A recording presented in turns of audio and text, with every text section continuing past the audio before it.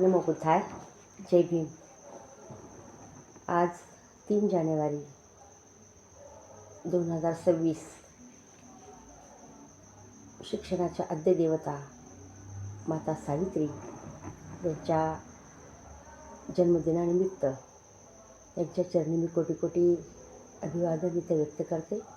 आपल्या सर्वांना खूप खूप मंगलमैत्री आणि सदिच्छा इथे व्यक्त करते. आपणास माहीत आहे, सातारा जिल्ह्याच्या महाराष्ट्राच्या नकाशावर नेहमीच ठळकपणे लक्षात येणारा जिल्हा म्हणून ओळखला जातो. असे वीर पुरुष पडले, वीरांगनाही तिथे घडल्या. अशा सातारा जिल्ह्यातील खंडाळा तालुका, या तालुक्यामध्ये शिरवळ नावाचं गाव आहे. या गावापासून 5 किलोमीटर अंतरावर छोटंसं एक नायगाव आहे. त्या खेड्यात खंडोजी नेवसे पाटील यांच्या घरामध्ये एक खूप मोठं अस्तित्व आपण म्हणू त्याला, की खूप मोठं क्रांतिकारी अपत्यानं जन्म घेतला आणि त्या गावामध्ये ह्या अपत्याच्या जन्माची खूप मोठी चर्चा झाली. त्या खेड्यामध्ये खंडोसे नेवसे पाटील जे राहत होते, त्यांच्याही घरामध्ये खूप जास्त वर्षाच्या नंतर एक कन्यारत्न जन्माला आली. आणि खंडोजी पाटील यांच्या पत्नीचे नाव जे होते आपल्याला माहीतच आहे, ते होते लक्ष्मीबाई. त्यावेळी पेशवाईचा खूप मोठा अंमल संपन्न होता. इंग्रजाच्याच हातात राज्य होतं. आणि त्यावेळी 3 जानेवारी 1831ला एक नवा उजेड, एक नवा प्रकाश पृथ्वीतलावर चमकला, उगवला. आणि इतिहासामध्ये त्या प्रकाशानं जन्म घेतला. खंडोजी पाटलांना जी कन्यारत्न झाली, म्हणून त्या वाड्यामध्ये अतिशय जल्लोष झाला. सर्व जनतेची रांग त्या छोट्याशा इवल्याशा क्रांतिकारी बाळाला, म्हणजेच या क्रांतिकारी इतिहास निर्माण करणाऱ्या छोट्याशा अपत्याला, कन्यारत्नाला पाहण्यासाठी सगळा गाव जन्मला. आणि या अपत्याचं म्हणजेच या कन्यारत्नाचं स्वागत अतिशय आनंदामध्ये झालं. अशी ती आपली सावित्री आहे. मला असं वाटतं की इथं हे आपल्या रील्स आणि व्हिडिओ छोटे जे मुलं पाहतात, त्यांना सावित्रीचा इतिहास, ज्योतिबा फुलेचा इतिहास, डॉक्टर बाबासाहेब आंबेडकरांचा इतिहास आणि सर्व महापुरुषांचा इतिहास त्यांच्यापर्यंत पोहोचला पाहिजे.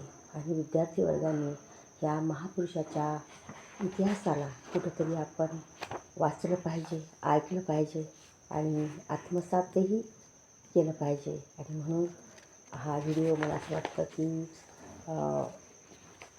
शालेय विद्यार्थ्यासाठीच हा व्हिडिओ मी करत आहे.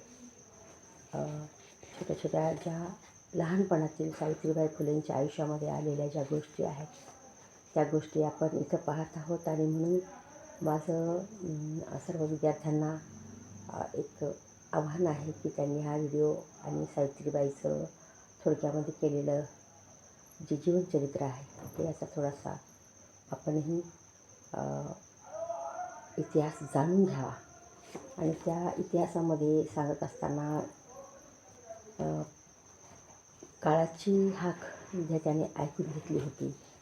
आणि म्हणून या पृथ्वीतलावर एक खऱ्याखुऱ्या एका महान रत्नाचा जन्म झाला. त्या काळामध्ये एक अशी स्त्रियांची अवस्था होती की तिथं त्यांची एवढी मोठी गुलामी जी होती, ती गुलामी सहन करता त्यांचे अक्षरशः रडून डोळे असे कोरडे पडून, बुबुळंसुद्धा कोरडी पडली होती. अशा महिलांना गुलामीच्या साखळदंडातून मुक्त करण्यासाठी या क्रांतिज्योती सावित्रीचा जन्म झाला असंच म्हणू.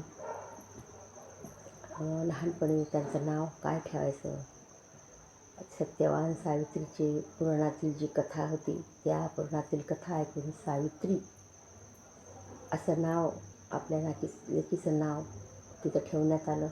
धूमधडाक्यामध्ये खूप मोठं बारसं साजरं करण्यात आलं आणि पाहता पाहता हे बाळ थोडं थोडं मोठं होत गेलं. तर खास विद्यार्थ्यांसाठी मी इथं सांगू इच्छिते की तिच्या लहानपणामधील सावित्रीच्या जीवनामध्ये ज्या काही एक प्रसंग आला होता तो प्रसंग विद्यार्थ्यांसाठी अतिशय इथं खूप प्रेरणादायी ठरू शकतो. आणि तो असा प्रसंग आहे की तिथं त्यावेळी भैरोबाचं एक देऊळ होतं. त्या भैरोबाच्या देवळामध्ये एक लहान मुलगा बसला होता. तर त्याच्या हातामध्ये गुलाबाचं सुंदर असं एक टपोरं फूल होतं. ते फूल पाहून कोणाकोणालाही हवंसं वाटणारं असं ते गुलाबाचं फूल होतं. आणि जवळच उभं असलेल्या एका मोठ्या मुलानं ते फूल पाहिलं. म्हणजे लहान मुलाच्या हातातलं फूल जे कोणालाही हवंसं वाटावं असं फूल त्याच्याच बाजूचा जो उभा राहिलेला मोठा मुलगा होता त्यानं ते फूल पाहिलं आणि आडवं तिडवंपणानं तो त्या मुलाकडे गेला आणि त्या मुलाच्या हातातून ते फूल आपल्या हातात हिसकावून घेतलं. आणि बिचारा मग ते फूल आपल्या हातातून हिसकून घेतल्यामुळं तो छोटा मुलगा रडू लागला. त्याच वेळेला त्याच मंदिरावर सावित्री आपल्या छोट्या छोट्या मैत्रिणीसोबत खेळत होती. तर खेळता खेळता सावित्रीनं काय झालं बघा की त्या लहान मुलाला रडताना पाहिलं. का रडत होता तो, तर त्या मोठ्या मुलानं त्याच्या हातातलं गुलाबाचं फूल हिसकावून घेतलं म्हणून तो मुलगा रडत होता. आणि हे चित्र सावित्रीनं आपल्या मैत्रिणीसोबत खेळता खेळता ते दृश्य पाहिलं होतं. ते दृश्य पाहताच तिला राग आला आणि ती द्वेषानं म्हणजे अशी रागानं खेळता खेळता उठली आणि पळत त्या मुलाकडे गेली आणि धावत पळत त्या जो दणकट मुलगा होता त्या मुलाकडे गेली आणि त्या मुलाला तिने जाब विचारला. जाब काय विचारला की तू त्या छोट्या मुलाच्या हातातलं त्याच्याच फूल असताना तू हिरावून का घेतलंस असा जाब विचारला.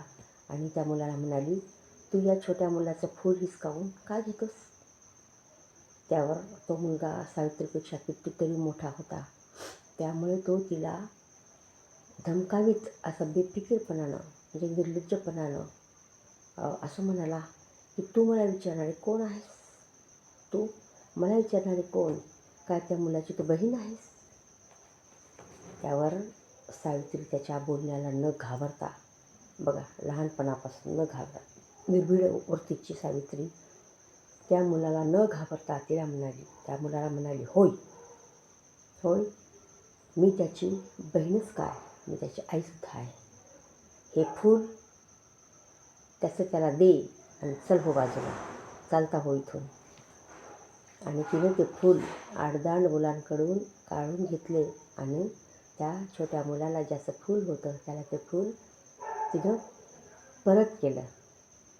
तर हा प्रसंग सांगण्याचा माझा हा उद्देश आहे की त्या छोट्या मुलाला त्याचे फूल परत का केले तिने, की या प्रसंगातून आपल्याला असं जाणवतं की एखादा गोरगरीब अशक्त मुलींवर सावित्रीचं प्रत्येक मुलीवर अतिशय प्रेम होतं आणि ती प्रत्येकाची चांगल्या बाजूनं तलवार घेणारी एक लहानपणापासूनच तिचं व्यक्तिमत्व होतं. कोणावर अन्याय केलेला तिला लहानपणापासूनच खूपच होता. म्हणजे कोणावर अन्याय होऊ नये असंच तिला वाटायचं. आणि म्हणून खेळता खेळता ती सावित्री त्या मुलाकडे गेली आणि ज्याचं फूल होतं त्याला ती वापस घेऊन गेली. आणि खरोखर त्याचा परिणाम असा झाला की आता याच्यापुढं सावित्रीच्या नादी कोणीही लागत नव्हतं. म्हणून ती सावित्रीला लहानपणापासून सगळे लोक भीत होते व लहानपणापासूनच तिच्या वागण्यामधला रुबाबदारपणा, बोलण्याने इतर मुलींपेक्षा काहीतरी वेगळी दिसायची, उठून दिसायची, कमालीची बेडर वृत्तीची आणि अतिशय हुशार असलेली, सौंदर्यवान एक तिचं असं व्यक्तिमत्व होतं. एका म्हणजे एका गुळाच्या गणपतीप्रमाणे बसणं तिला कधीच हे आवडत नव्हतं. ती कशी होती, चपळ हरणासारखी होती. नेहमी काही ना काहीतरी कृती करणारी होती. आणि म्हणून आपण लहान लहान मुलांनी ह्या प्रसंगामधून सांगण्याचा एवढाच आहे की लहानपणापासून ती निर्भीड तिची वृत्ती होती आणि मोठं झाल्यावरही तिनं सगळा स्त्रियावर होणारा अन्याय, अत्याचार मिटवून टाकला. म्हणजे लहानपणापासून किती विद्रोही आणि संघर्ष वृत्तीची सावित्री होती, हे आपल्या लक्षात असलं पाहिजे. आणि आपल्या बालमित्रांना, विद्यार्थी मित्रांनाही याचा इतिहास समजला पाहिजे. एवढंच. जय सावित्री, जय ज्योतिबा.